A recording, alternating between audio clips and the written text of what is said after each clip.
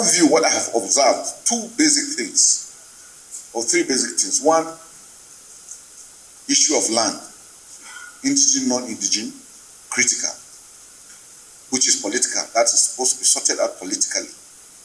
Secondly, the issue of the movement of animals. I have told people over time that when they say farmer herders clash, clash means two things are moving. But if a farm is standing and an animal comes in, it's not a clash. It's somebody entering somebody's property. So we must find solutions to how, which means if the animals don't move, we don't have issues. Now again, because of that, again, we have issues of rustling of animals. Which means if we don't even rustle animals again that are moving, again, there won't be most of this problem happening. So those are the three critical aspects that we must be able to address clearly. And like I said, most of it is political solution that needs to come into it. Because it's not what the military can solve. What we can stop is to try and stop people from attacking each other. But again, we can't do it without the communities. Like I said, some of the issues are long-standing, historic for a very long time. And maybe we have not sat down to really look at them and be able to address them critically. And that's what has festered to where we are today. So that's why it's important that we all speak with sincerity, the issues on ground, and what are the solutions. Because it is the solutions that is going to make the difference. Like I said, I know we have discussed them over and over. We will not get tired of talking. I have tried what I'm doing now in other communities and it has worked. I'm sure you are all aware I'm from Zango Kataf, and I know when you hear Zango Kataf, you know that we are also having similar issues on ground. But if you notice, for the past 2 years, the issues on Zango Kataf have gone. And what have we done? One, we made them understand that, look, we need to talk to ourselves. Because a house that is divided cannot stand. It is only when we are together, then we can be able to face our common enemy. And that is very, very critical. And I made it very clear to them that, yes, I am from Zango Kataf, but I will not entertain any act of criminality. And it's very clear. We must be able to identify who are these criminals among us that are causing problems here and there.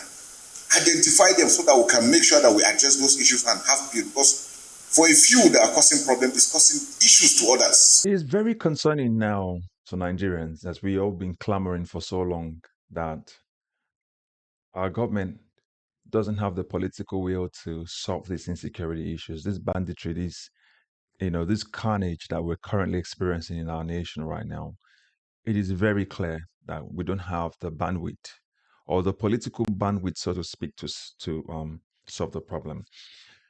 A lot of people have jumped on the fact that, when the CDS said, the Chief of Defense Staff said, from his own perspective, from his own view, a lot of people have asked the question, why are you not talking about the intelligence report that you've received to say this is what is causing it? This is where the people are coming from, are causing this mayhem, that are, attacking people in their homes, in their communities. Why are you not talking about intelligence report?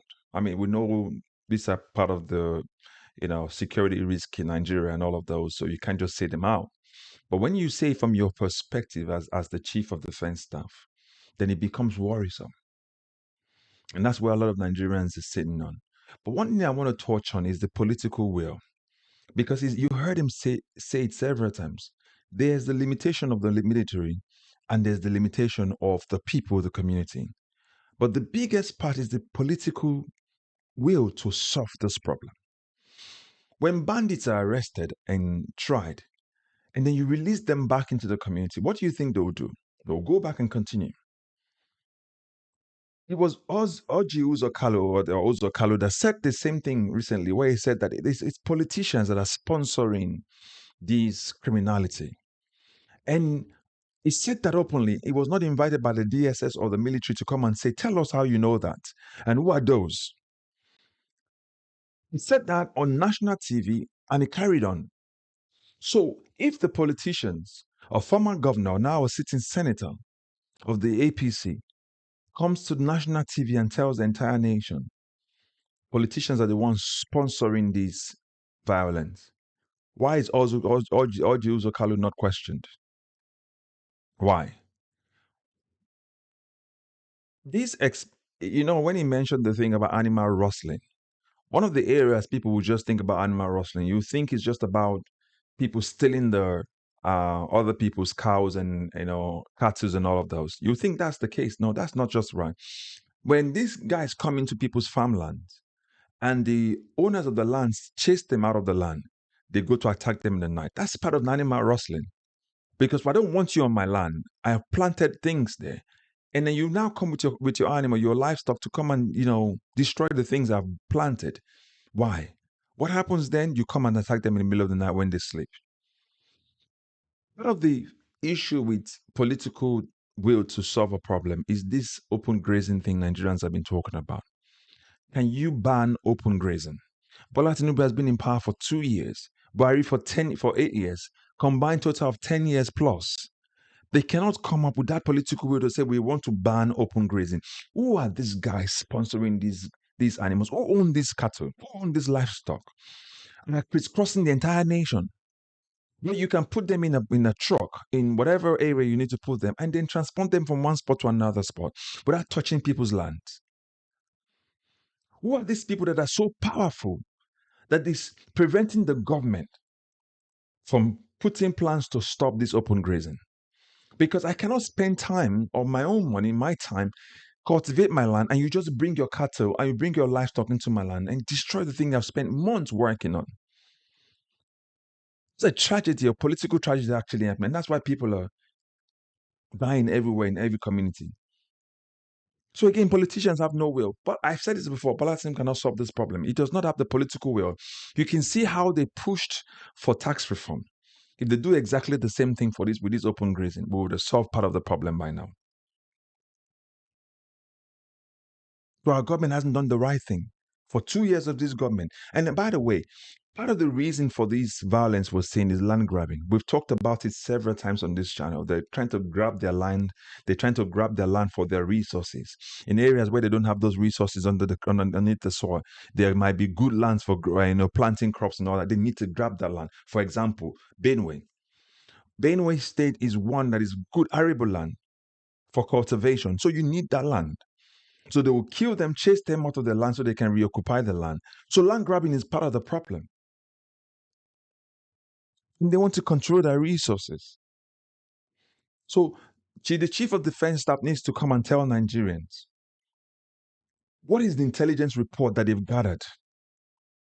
Who are these people? You can't say they're just, who are the owners of this? Is it Miyetti Allah that is the problem? Or the fact that Bola Tinubu cannot solve the problem? We need to know.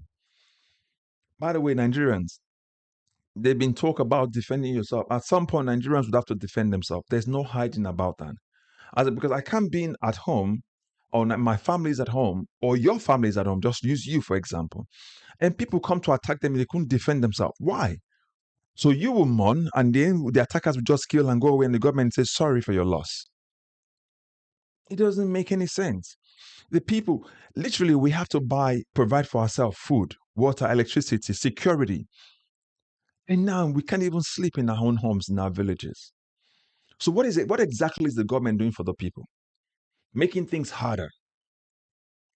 Nigerians provide houses for themselves. The government does not help. To provide basic amenities for themselves, including security.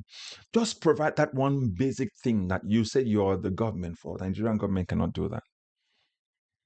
That's where I have my conflict. So the chief of the defense staff and Nigerians, they're telling you we can't solve your problem. That's worrisome. If the chief of defense staff says we can't solve your problem, that we need politicians to do the work, then it tells you where you are. You have to defend yourself. You got to sleep with one eye closed. Communities put people on guard so they can sound the alarm. Because these guys, especially in Benue, in Kogi State, in Nasarawa State, in Benue State, those places where they're attacking them all too frequently, you got to put people on guard. Moving forward, you got to provide your own vigilantes so that they can stand guard for you. And that way you can start forestalling and defending yourselves. Because this government we have is so ineffective, so corrupt. As a matter of fact, this government should not be in Nigeria to be a government. And that's why we need to do everything possible. See all those politicians, especially those ones that are 60 and above. We need to elect them. We need to make sure by 2027, we need to remove all of them. They don't have the willpower. They can't solve the problem. All they're concerned about is the rest of their lives, how much they can steal. From the presidency all the way down, anyone that is 60 years and above, don't vote for them anymore. We have to stop voting politicians who are old people. They have no solutions. If not, if they do, this issue with this violence, ethnic cleansing, and banditry would have been solved by now. So put your comments in the comment section. Let us know what you think. I know for me, this is concerning. And for many communities as well, this is really concerning. Again, make sure you like, share, subscribe, and also recommend this channel to others. I'll catch you up in the next video. Bye-bye for now.